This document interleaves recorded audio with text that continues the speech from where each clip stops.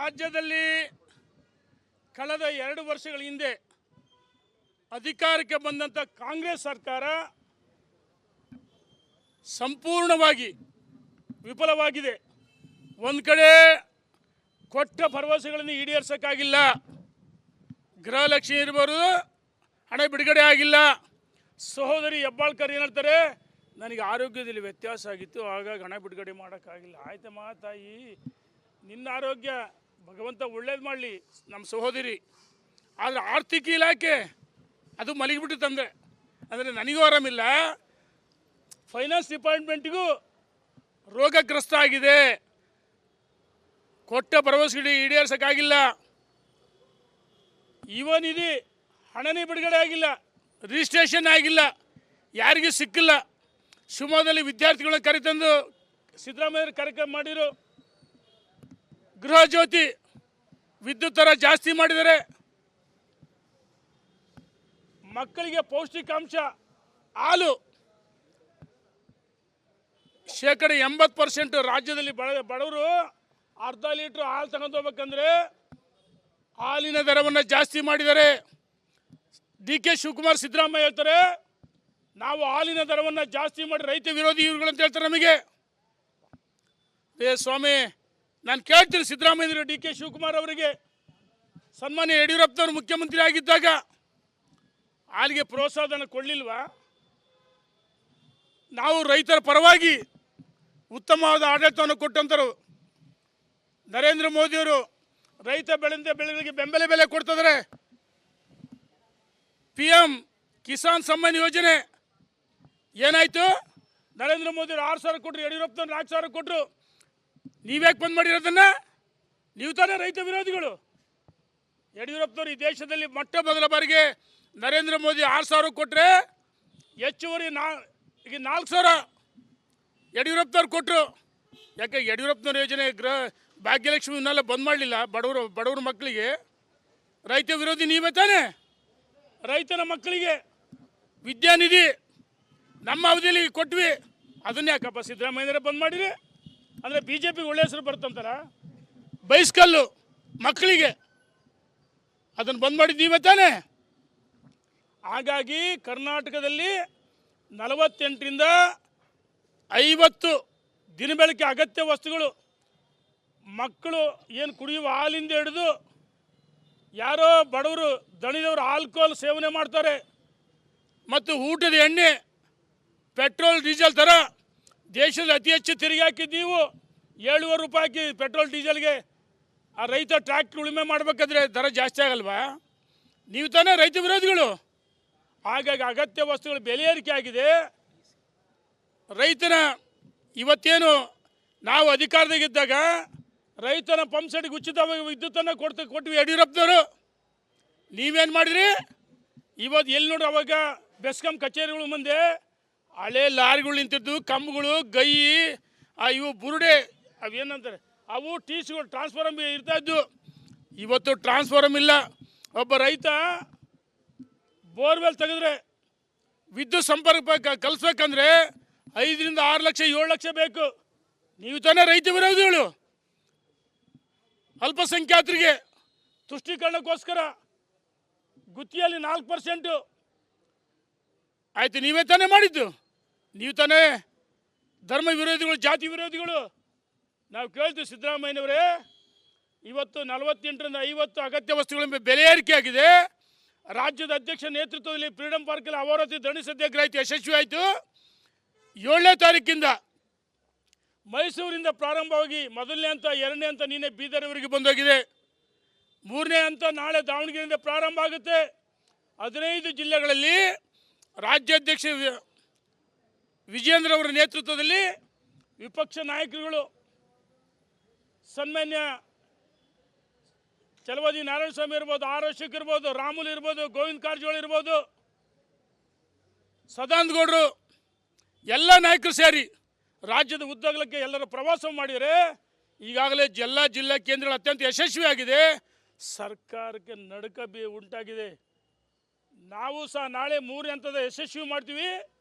ನಮ್ಮ ಜಿಲ್ಲಾಧ್ಯಕ್ಷರ ನೇತೃತ್ವದಲ್ಲಿ ಎಲ್ಲ ಹಾಲಿ ಮಾಜಿಗಳು ಸೇರಿ ಕಾರ್ಪೊರೇಟ್ಗಳಿರ್ಬೋದು, ಶಾಸಕರು ಯಾರ್ಯಾರು ನಾವೆಲ್ಲ ಮುಖಂಡರುಗಳು ಕಾರ್ಯಕರ್ತರು ಓಡಾಟ ಮಾಡಿ ಅತ್ಯಂತ ಯಶಸ್ವಿ ಆಗುತ್ತೆ.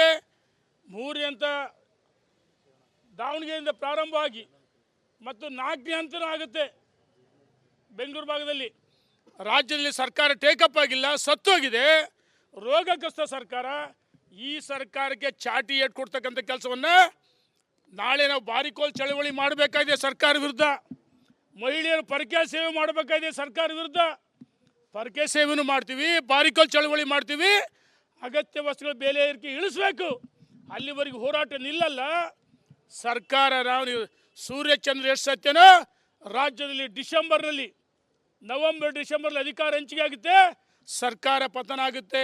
ಸಿದ್ದರಾಮಯ್ಯನವರು ಇನ್ನೆಷ್ಟು ದಿವಸ ಅಧಿಕಾರದಾಗಿರ್ತೀರಿ? ಜನರ ಪರವಾಗಿ ಕೆಲಸ ಮಾಡಿರಿ. ನೀವು ಪರಿಶಿಷ್ಟ ಜಾತಿ ಪಂಗಡ 46,000 ಕೋಟಿ ಹಣ ರಿಸರ್ವ್ ಹಿಡಿದು ಯಾಕೆ ವಾಪಸ್ಸು ಇದು ಕೊಟ್ರಿ? ಯಾವ ಪಂಚ ಭರವಸೆಗಳು ಅಂತೇಳಿ ಅವಕ್ಕೂ ಕೊಟ್ಟಿಲ್ಲ. ಕೊಟ್ಟ ಭರವಸೆಗಳು ಯಶಸ್ವಿ ಆಗಿಲ್ಲ. ಹಾಗಾಗಿ ಸರ್ಕಾರ ವಿರುದ್ಧ ಜನಾನಂದರ ಹೋರಾಟ ಯಶಸ್ವಿಯಾಗುತ್ತೆ. ನಾವೆಲ್ಲ ಕಾರ್ಯಕರ್ತರು ಮುಖಂಡರು ಸಂಕಲ್ಪ ಮಾಡಿದ್ದೀವಿ, ಈ ಜನಾಕ್ರೋಶ ಯಾತ್ರೆ ಯಶಸ್ವಿ ಮಾಡ್ತೀವಿ ಮತ್ತು ದಾವಣಗೆರೆ ಜಿಲ್ಲೆಯಲ್ಲಿ ಭಾರತೀಯ ಜನತಾ ಪಾರ್ಟಿಯನ್ನು ಕಟ್ಟಿ ಅಧಿಕಾರಕ್ಕೆ ತರ್ತೀವಿ. ರಾಜ್ಯದಲ್ಲಿ ವಿಜಯೇಂದ್ರ ನೇತೃತ್ವದಲ್ಲಿ ಭಾರತೀಯ ಜನತಾ ಪಾರ್ಟಿ ಅಧಿಕಾರಕ್ಕೆ ಬಂದೇ ಬರುತ್ತೆ. ಮುಂಬರುವ ಲೋಕಲ್ ಬಾಡೀಸ್ ಎಲೆಕ್ಷನ್ ಚುನಾವಣೆಯಲ್ಲಿ ಗೆಲ್ತೀವಿ, ವಿಧಾನಸಭೆ ಚುನಾವಣೆಯಲ್ಲಿ ಗೆಲ್ತೀವಿ. ಮತ್ತು ನಾನು ಜಮೀರ್ ಅಹಮದ್ ಕೇಳ್ತೀನಿ, ಮಿಸ್ಟರ್ ಜಮೀರ್ ಅಹಮದ್, ಮೊನ್ನೆ ಏನು ಹೇಳಿಕೆ ಕೊಟ್ಟಿದ್ದೀನಿ ನೀನು? ವಕ್ಫ್ ಕಾಯ್ದೆ ಕರ್ನಾಟಕದಲ್ಲಿ ಅನುಷ್ಠಾನಕ್ಕೆ ತರಲ್ಲ. ಕರ್ನಾಟಕ ನಿಮ್ಮ ಅಪ್ಪನ ಮನೆ ಮಾಡ್ಕೊಂಬಿಟ್ಟಿದ್ಯಾ ಜಮೀರ್? ಕರ್ನಾಟಕದಲ್ಲಿ ಬೆಂಕಿ ಹಚ್ಚ ಕೆಲಸ ಮಾಡಿದ್ದೀವು. ಮೈಸೂರು ಉದಯಗಿರಿ ಪೊಲೀಸ್ ಠಾಣೆಗೆ ದಾಳಿ ಮಾಡಲಿಲ್ವಾ? ಲೂಟಿ ಮಾಡಲಿಲ್ವಾ? ಹುಬ್ಬಳ್ಳಿಯಲ್ಲಿ ಪೊಲೀಸ್ ಠಾಣೆ ಮೇಲೆ ಧ್ವಂಸ ಮಾಡಿದ್ರಿ. ಡಿಜಳ್ಳಿ ಕೆಜಳ್ಳಿ ಅಲ್ಲಿ ಘಟನೆ ಗಲಾಟೆ ಮಾಡಿದವ್ರನ್ನ, ಪ್ರಚೋದನೆ ಮಾಡೋರನ್ನ ಅವ್ರ ಮೇಲೆ ಕೇಸ್ಗಳು ವಾಪಸ್ ಪಡಿತೀರಿ. ನಾವು ಹೇಳ್ತಾ ಇದೀವಿ, ದೇಶದಲ್ಲಿ ಲೋಕಸಭೆ ಇಡೀ ದೇಶದ ಜನರ ಅಭಿಪ್ರಾಯವನ್ನು ಸಂಗ್ರಹಿಸಿ ಲೋಕಸಭೆ ರಾಜ್ಯಸಭೆಯಲ್ಲಿ ಮಸೂದೆ ಪಾಸಾಗಿದೆ, ರಾಷ್ಟ್ರಪತಿಗಳು ಅಂಕಿತ ಹಾಕಿದರೆ ವಕ್ಫ್ ಕಾಯ್ದೆಯನ್ನು ಈ ರಾಜ್ಯದಲ್ಲಿ ತರಲೇಬೇಕು. ತರದೇ ಇದ್ದರೆ ಸರ್ಕಾರ ಎಷ್ಟು ದಿವಸ ಉಳಿಯುತ್ತೆ ನಾವು ನೋಡ್ತೀವಿ. ನೀನು ಪ್ರಚೋದನೆ ಮಾಡ್ತೀಯ ಅಷ್ಟೇ. ನಾವು ಹಿಂದೂಗಳು ತಿರುಗಿ ಬಿದ್ದರೆ ನಿಮ್ಮನ್ನು ಎಲ್ಲಿ ಕಳಿಸ್ಬೇಕು ಅಲ್ಲಿ ಓಡಿಸ್ತೀವಿ. ಹುಷಾರ್ ಜಮೀರದ್ದೆ ಅಂತ ಹೇಳ್ತೀನಿ. ಈ ಜಮೀರದ್ದ ಅಂತ ಬಾಲ್ ಬಡ್ಕನ್ನು ಸಿದ್ದರಾಮಯ್ಯನವ್ರು ಕಟ್ಕೊಂಡು ಓಡಿ. ಸಿದ್ದರಾಮಯ್ಯರೇ 16 ಬಜೆಟನ್ನು ಮಂಡಿಸಿದ್ರಿ. ನೀವಂತ ಅಯೋಗ್ಯನ ಜೊತೆ ಕರ್ಕೊಂಡು ಓಡಾಟ ಮಾಡಿದ್ರಿ, ನಿಮಗೆ ಅವಮಾನ ಆಗುತ್ತೆ. ಕರ್ನಾಟಕದಲ್ಲಿ ವಕ್ಫ್ ಕಾಯ್ದೆ ಇರ್ಬೋದು, ಅದು ಅಗತ್ಯ ವಸ್ತುಗಳ ಬೆಲೆ ಏರಿಕೆ ಇಳಿಸಬೇಕು. ಅಲ್ಲಿವರೆಗೂ ವಿಜೇಂದ್ರ ನೇತೃತ್ವ ಹೋರಾಟ ಮುಂದುವರಿಯುತ್ತೆ ಅಂತೇಳಿ ಸರ್ಕಾರಕ್ಕೆ ನಾನು ಎಚ್ಚರಿಕೆಯನ್ನು ಕೊಡ್ತಾ ಇದ್ದೀನಿ. ನೋಡಿ, ನಾಳೆ ಅಪೂರ್ವ ಹೋಟ್ಲಿಂದ ಜಿಲ್ಲಾಧ್ಯಕ್ಷ ನೇತೃತ್ವದಲ್ಲಿ ನಾವೆಲ್ಲ ಅಪೂರ್ವ ಹೋಟ್ಲಿಂದ ಸ್ವಾಗತ ಮಾಡ್ಕೊಂಬರ್ತೀವಿ. ಅಲ್ಲಿಂದ ಈ ದೇಶದಲ್ಲಿ ಇವತ್ತು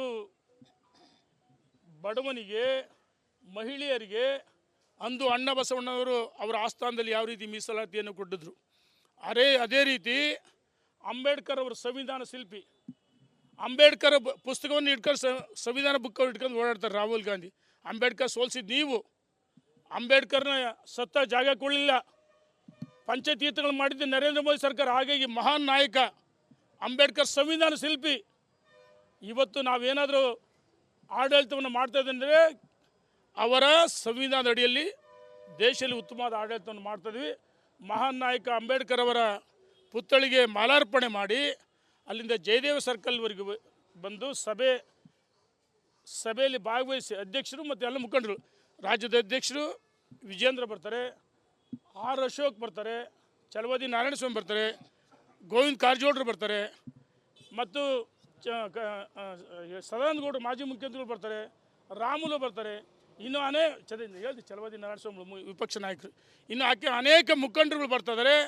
ನಾವು ಕೈ ಮುಗಿದು ಇದು ಸ್ವಯಂ ಪ್ರೇರಣೆಯಿಂದ ನೋಡಿ, ಜನ ತರದೇ ಬೇರೆ ಸೇರಿಸಿದೆ. ಇಲ್ಲಿ ಸ್ವಯಂ ಪ್ರೇರಿತವಾಗಿ ಜನ ನಿಮ್ಮ ಸ್ವಂತ ವಾಹನಗಳಲ್ಲಿ ನಿಮ್ಮ ಖರ್ಚಿನಿಂದ ಇಲ್ಲಿ ಪೇಮೆಂಟ್, ಕಾಂಗ್ರೆಸ್ ಅಂದರೆ ಪೇಮೆಂಟ್ ಕಾರ್ಯಕ್ರಮಗಳು, ನಮ್ಮದು ಸ್ವಯಂ ಪ್ರೇರಿತವಾಗಿ ಬರಬೇಕಂತೇಳಿ ಈ ಯಶಸ್ವಿ ಮಾಡಬೇಕಂತೇಳಿ ವಿನಂತಿಯನ್ನು ಮಾಡ್ತೀವಿ.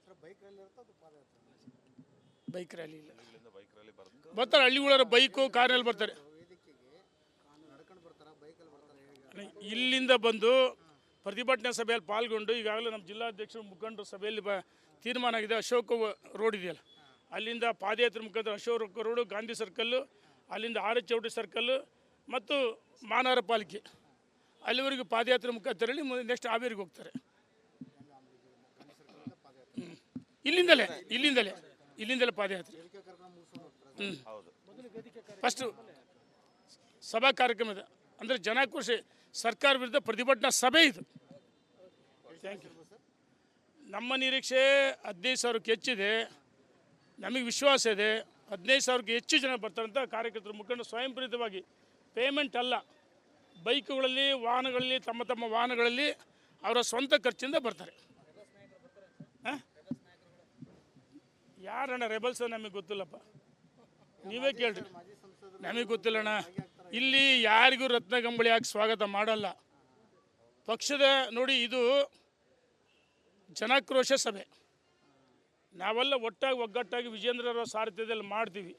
ಪಕ್ಷದ ಬಗ್ಗೆ ಯಾರಿಗೆ ಅಭಿಮಾನ ಇರುತ್ತೆ, ರಾಜ್ಯಾಧ್ಯಕ್ಷ ಬಗ್ಗೆ ಯಾರಿಗೆ ಅಭಿಮಾನ ಇರುತ್ತೆ ಅಂಥವ್ರು 100ಕ್ಕೆ 100 ನನ್ನನ್ನು ನೋಡ್ಕೊಂಡು ನಮ್ಮನ್ನು ಯಾರನ್ನೂ ಕರೆದಿಲ್ಲ.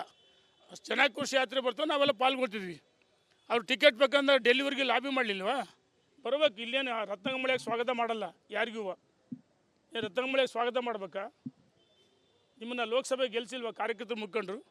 ನಿಮ್ಮ ಕರ್ತವ್ಯ ಬರಬೇಕು. ಬರದೇ ಇದ್ದರೆ ಪಕ್ಷ ವಿರೋಧಿಗಳಾಗ್ತಾರೆ. ನಾವೇನು ಮಾಡೋಕ್ಕಾಗಲ್ಲ. ನಾನಲ್ಲಣ್ಣ, ನೋಡಿಲಿ, ಇದು ರೇಣುಕಾಚಾರ್ಯ ಯಾರು ಇಲ್ಲಿರೋರು ನಾವೆಲ್ಲ ಸಾಮಾನ್ಯ ಕಾರ್ಯಕರ್ತರೆ. ಜಿಲ್ಲಾಧ್ಯಕ್ಷ ನೇತೃತ್ವದಲ್ಲಿ ನಾವೆಲ್ಲ ಒಟ್ಟಾಗಿ ಒಂದಾಗಿ ರಾಜ್ಯದ ಅಧ್ಯಕ್ಷ ಕಾರ್ಯಕ್ರಮ ಯಶಸ್ವಿ ಮಾಡಬೇಕು. ಆ ನಿಟ್ಟಿನಲ್ಲಿ ನಾವೆಲ್ಲ ಪ್ರಯತ್ನ ಮಾಡ್ತಿದ್ವಿ.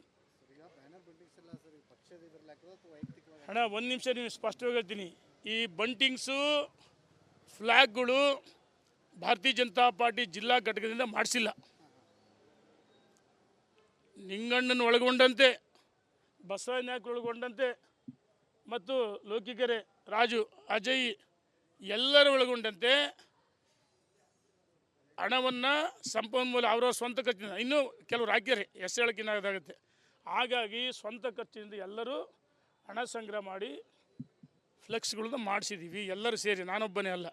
ಹಾಗಾಗಿ ನಮಗಿಲ್ಲಿ ಯಾರು ಕೇಂದ್ರ ಬಿಂದು? ರಾಜ್ಯದ ಅಧ್ಯಕ್ಷರು ಕೇಂದ್ರ ಬಿಂದು, ವಿಪಕ್ಷ ನಾಯಕರುಗಳು, ಗೋವಿಂದ ಕಾರಜೋಳರು, ನಮ್ಮ ಪಕ್ಕದ ಲೋಕಸಭಾ ಸದಸ್ಯರು, ರಾಮುಲು ಅವರು ಇದು. ಹಾಗಾಗಿ ಯಾರು ಯಾತ್ರೆ ಕಂಟಿನ್ಯೂಸ್ ಪಾಲ್ಗೊಂಡಿದ್ದಾರೆ ಅವರ ಭಾವಚಿತ್ರಗಳನ್ನು ಇಲ್ಲಿ ಅಳವಡಿಸಿದ್ದೀವಿ ಎಲ್ಲರೂ ಸೇರಿ.